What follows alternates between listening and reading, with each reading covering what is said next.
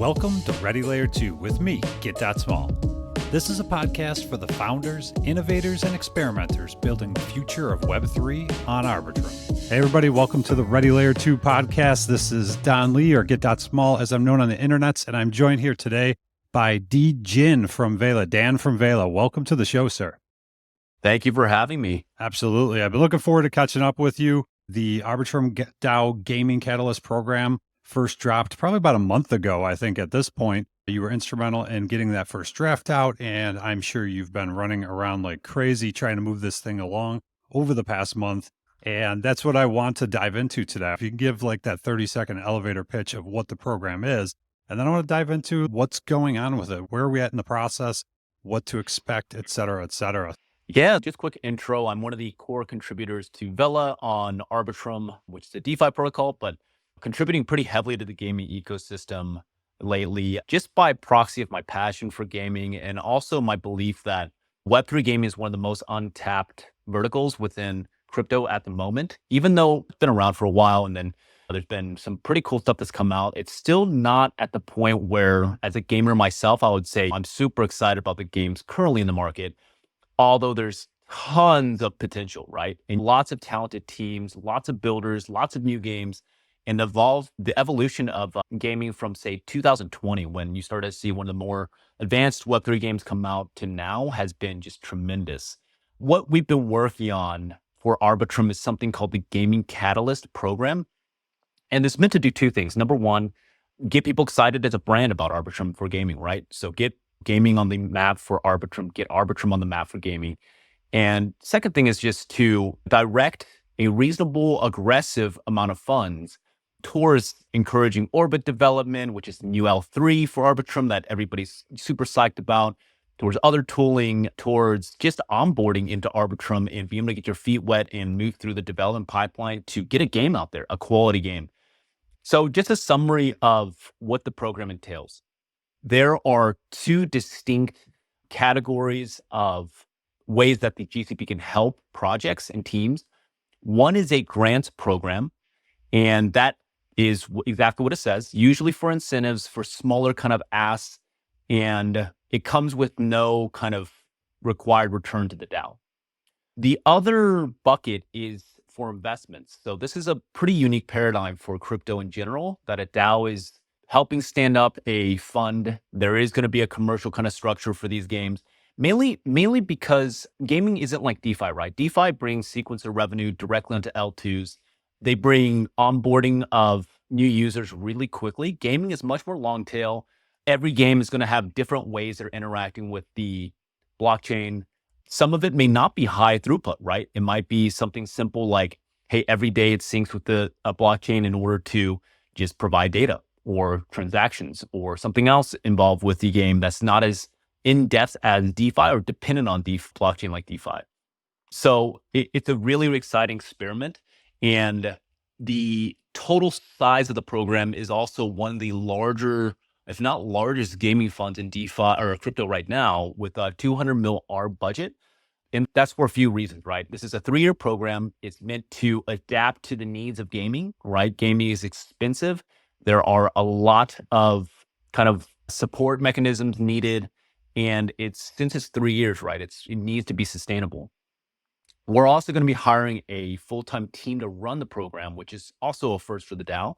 I think Arbitrum's previous programs like STIP and LTIPP have all been focused on short-term, smaller amounts of contribution from DAO members. So a lot of part-timers, whereas this program needs experts to run it. The new draft that has been put up to the Arbitrum forums has all sorts of additions to the successful snapshot vote that happened a few weeks ago, really specifying like team roles, how the team interacts with the DAO, right? And how does the DAO interact with what we call council, which is going to be representative of the DAO, elected by the DAO, but serves as an oversight collaborative committee with the GCP team that's going to be hired to run this entire program. So I really encourage everybody that's listening to take a look at the proposal on the forums, give us feedback.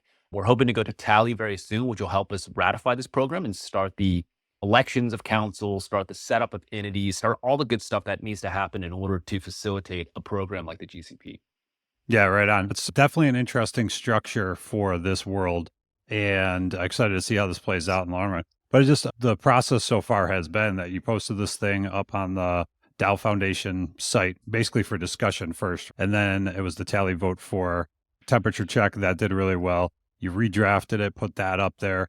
What's happening right now? What's between where you're at today after having just posted that updated draft and where it actually hits tally for an official vote? Yeah, so as of today, we've had a lot of conversations with delegates, with other stakeholders like the foundation and off-chain labs. We've had conversations with VCs and large game studios, small game studios, publishers, and all of that feedback is captured in the draft so far. Now, there's been additional feedback even from when we posted live, I think yesterday or the day before. And the biggest ask we can make is if you have feedback, make it known now, Mhm. because we for sure want to be able to take that from a variety of stakeholders, including the DAO members that may not even be associated with gaming, right? Maybe you're just a concerned DAO member wanting to understand how we're running the program. Mm. The feedback is really important, and it's necessary for us to go to tally with the good faith that all feedback has been heard and we're addressing any major concerns. In an ideal world, we'd go to tally like next week. I think it's a 2.5 or 2 week process for tally to run its course. And then if it is successfully voted on, then the GCP program is ratified and then all the operational parts start to kick in. Yeah, right on. And the operational parts are going to be significant. Like you said, actually hiring a team. I assume the DAO will continue to be very active in all this too. What do you see like your role continuing to be in all of this beyond the application, beyond the ratification of the program? Man, I don't know. That's a question that a lot of folks have asked me. Obviously, I have a huge passion for gaming, but I am full time contributing to Vela. It's a question that I'm hoping to answer in the future, but I honestly can't give you a straight Not sure answer right right now, now, just other trying to than get to that like I finish line. will.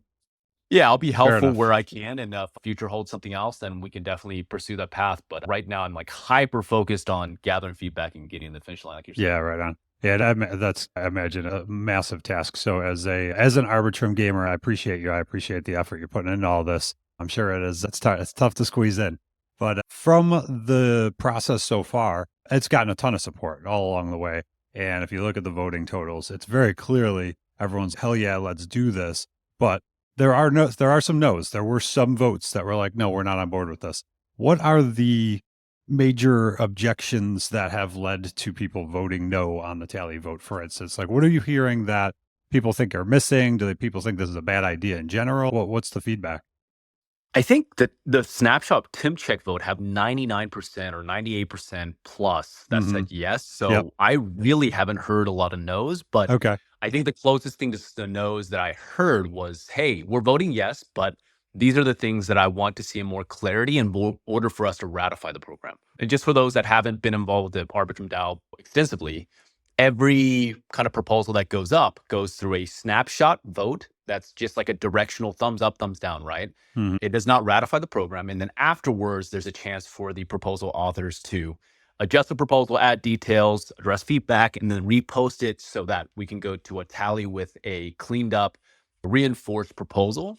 Most of the feedback after Snapshot was around three things. One is, how does the DAO hold a GCP team that is hired on accountable Mhm. with the gaming dynamics of NDAs and investors not wanting to be involved with a potential DAO? And what are all the ways that their interactions could make the entire process super hard for studios to say yes, essentially. We've worked on a lot of dynamics to both give the GCP team autonomy while making sure there's a council that's elected there to provide enough oversight that the DAO can do a temperature check every couple of months and say, hey, is this program moving in the direction that we were hoping it's moving? Mhm. And then there's controls to allow the DAO to take action if there is not a favorable result that they're looking at. All those details are structured within the new draft. So for sure, take a look at that section. Another concern was, can we make sure that the GCP team is a team that is sustainable, has the smartest,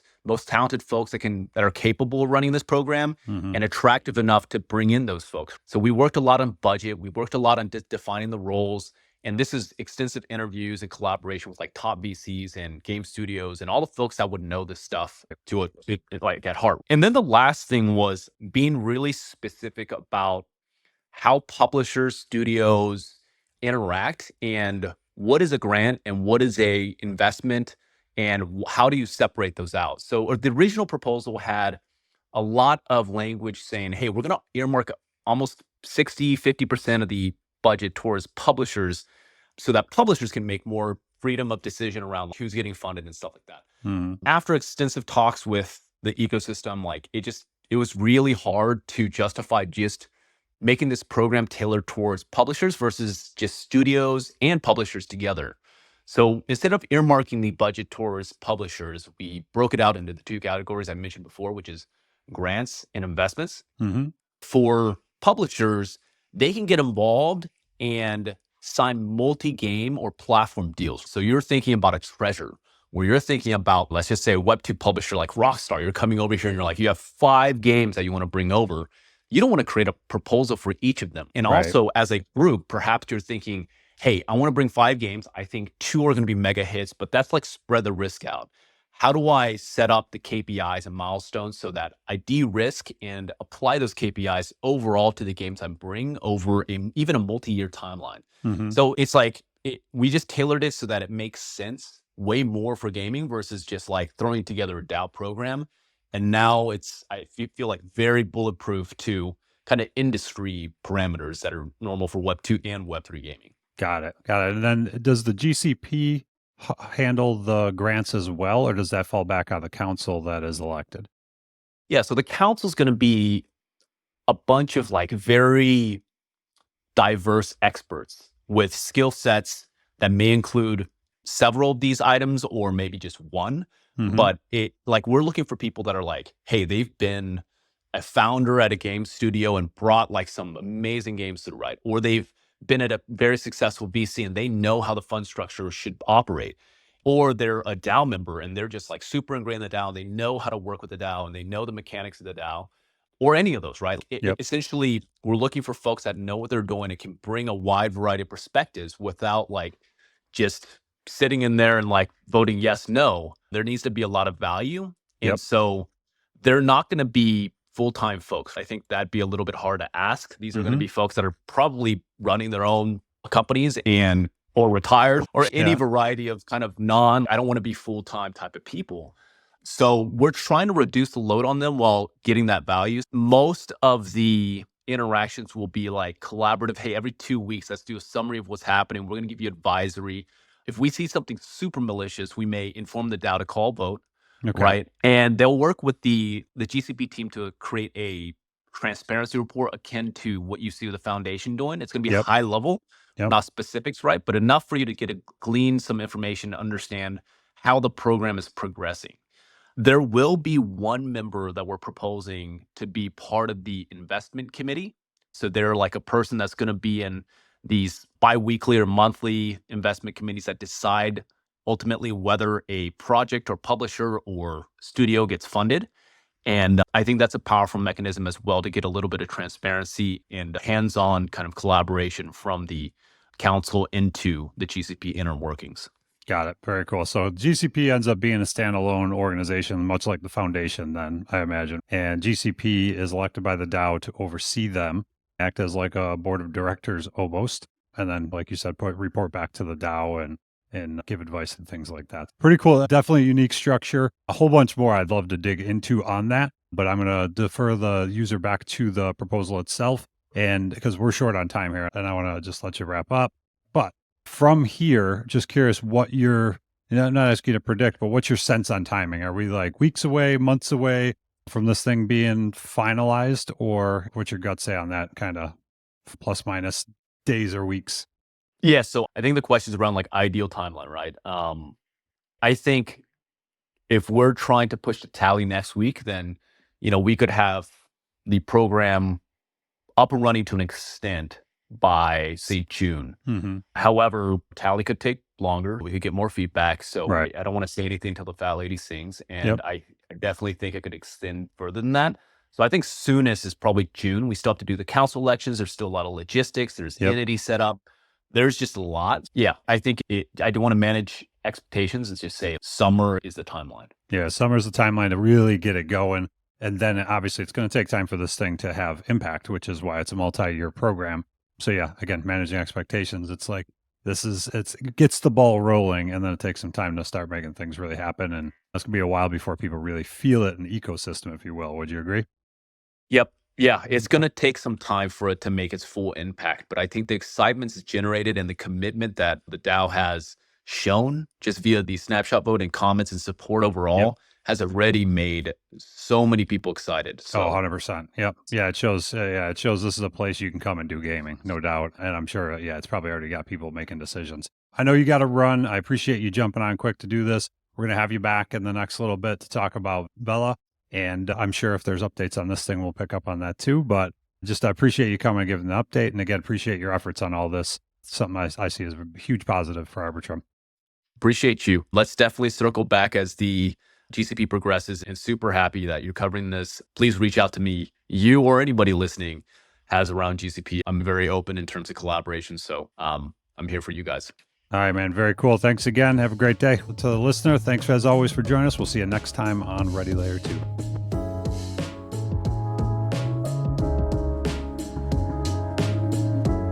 Thank you for listening to Ready Layer 2. If you're an Arbitrum builder with a story to share, then hit me up on Twitter at git.smol, GITSMOL. Learn more at gitsmol.com.